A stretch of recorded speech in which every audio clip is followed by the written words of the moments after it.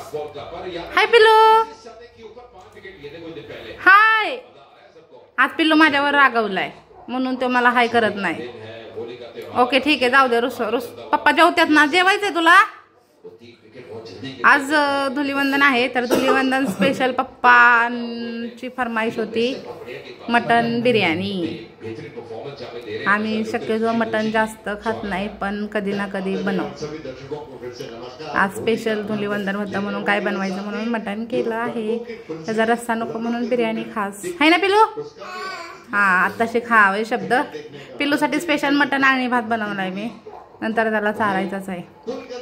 कशी लागतीये? मस्त लागत आहे, मस्त लागते रे.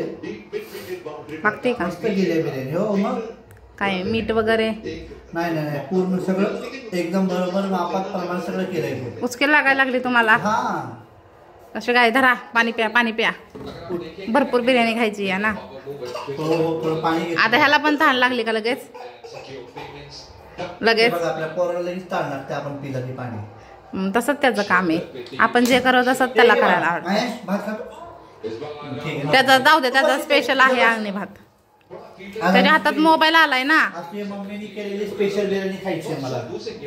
हो, मम्मीचं असतंच नेहमीचं काही ना काही स्पेशल. तू पण जेव की. जेवणार आधी तुमच्या पोटात, मग माझ्या पोटात. आधी बघू द्या ना तुम्ही काय. एवढं मी मेहनतीनं बनवते, कशी बनते नको का सांगाय. बिर्याणी चव मस्त केली आपण. जाऊ द्या, ठीक आहे.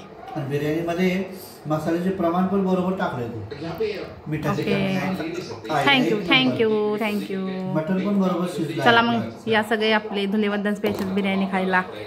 Okay, bye bye.